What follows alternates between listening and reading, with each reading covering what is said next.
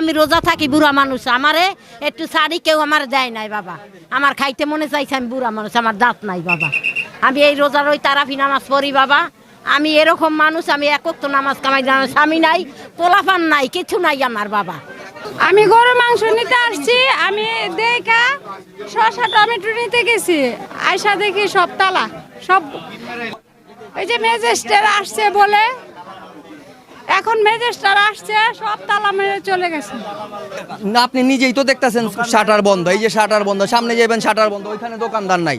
আশেপাশে যতগুলা বাজার আছে প্রত্যেকটা জিনিসের জিঞ্জিরা বাজারে মূল্য বেশি, প্রত্যেকটা জিনিসে, যে কোনো এভরিথিং অল আইটেম, সব জিনিসের দাম বেশি জিঞ্জিরা বাজারে। এখন আপনারা বুঝে নেন কি করবেন, শুধু আমারে কোশ্চেন করেন কেন? আপনার জ্ঞান নাই, আল্লাহ পাক জ্ঞান দেয় নাই আপনাকে? জানেন যে প্রতি বছরই আপনার রমজান মাস আসলে কিছু অসাধু ব্যবসায়ী আছে, তারা আপনার বিভিন্ন ধরনের পণ্যের উপর তারা অতিরিক্ত মূল্য নির্ধারণ করে এবং বাজারকে অস্থিতিশীল করার জন্য তারা পায়তারে করে। তারই ধারাবাহিকতায় আজকে আমরা কেরানীগঞ্জে যে জিঞ্জিরা বাজার রয়েছে, অতি গুরুত্বপূর্ণ একটি বাজার, সেখানে এসে দেখতে পেলাম সরজমিনে যে এখানেও আসলে কিছু অসাধু ব্যবসায়ী আছে, তারা আপনার বিভিন্ন ধরনের পণ্যের মূল্য বৃদ্ধি করে তারা বাজারকে অস্থিতিশীল করেছে।